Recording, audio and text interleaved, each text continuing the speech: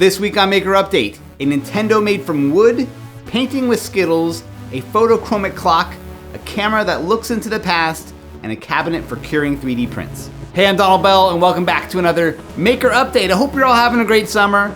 I did something crazy this past week and accepted the challenge to make a cocktail dispensing robot in 1 week.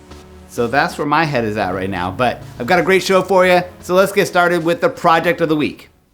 On the Make Something channel, check out how David Picciuto made a new, fully custom enclosure for his vintage Nintendo.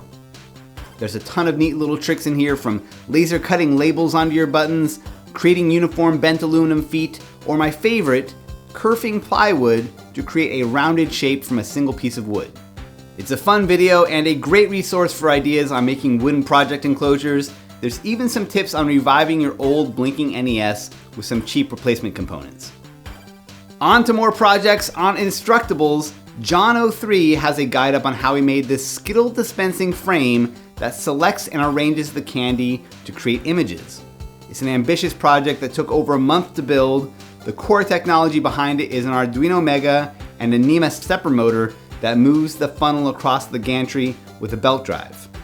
Above the gantry is a series of hoppers that hold the pre-sorted colors of Skittles, so there's no color sorting going on here, which makes things a little simpler.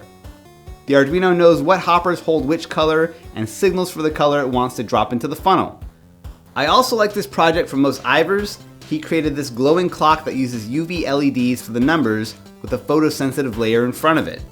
To use it during the day, he 3D printed a panel from photochromic filament, which leaves these ghostly purple numbers behind.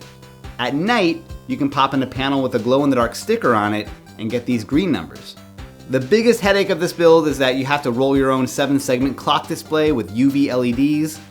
The rest of it, though, mostly comes down to 3D printing. On the I Like to Make Stuff channel, Bob Claggett shows off how he built this cabinet for his SLA-style resin printer. Because the resin prints that come out of the printer need time to cure under UV light, Bob made a cubby where his prints can rotate under reflected UV light until they're ready. He also has shelves underneath to keep the liquid resin and other supplies. It looks like a great setup. And Johan Link has a project that's been getting some attention. It's a hat camera that keeps a cache running of the past 7 seconds. So if something happened and you wish you had had your camera out, you can just press the button on the side of your hat and a recording of the past 7 seconds gets archived as a video that you can download to your phone. The design isn't exactly something I'd imagine I'd feel comfortable wearing around, but it's a great proof of concept. And now for some tips and tools. Over on his channel, Jimmy DiResta has a 40-minute video full of welding tips. There's a ton of great ideas in here, especially for beginners getting into MIG welding, but also tips on TIG welding, welding aluminum, and using an angle grinder. If you work with metal or know that it's something you'd like to get into, it's a great resource. Wildlife photographer Will Berard Lucas has a video and a blog post going over the 10 years of development that he's put into his RC camera rig, BeetleCam. With it, he's been able to sneak up on animals to get awesome photos, but really, it's an R&D story about making an electronic project that can withstand abuse in the field. On the Cool Tools channel, I've got a talk with engineer Jordan Bunker about these Longreach permanent markers. They're a great way to transfer hole patterns from something you've drilled. The long narrow tip can reach through the drill hole to mark the spot, and they're pretty cheap at around $6. The annual Cocktail Robotics Grand Challenge is this Sunday at the DNA Lounge in San Francisco.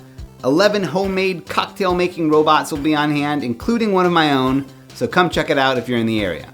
I'll also be at the Alameda Mini Maker Faire coming up on Sunday, August 11th in Alameda, California. I'll have a booth set up there with my power racing go-karts and maybe a few other projects, so come on by. And for this week's Digi-Key Spotlight, they've got a great new quick video up that compares the differences between the Raspberry Pi Model 3B Plus and the latest Raspberry Pi Model 4B. My own 2 cents on this is that newer isn't necessarily better for every project. For all the benefits of the new model, it seems a little more particular about the power it needs, the type of HDMI cable it uses, and the software it can run. So do a little research before you make that purchase. This video should help. I've also included links for buying either Raspberry Pi model from Digi-Key.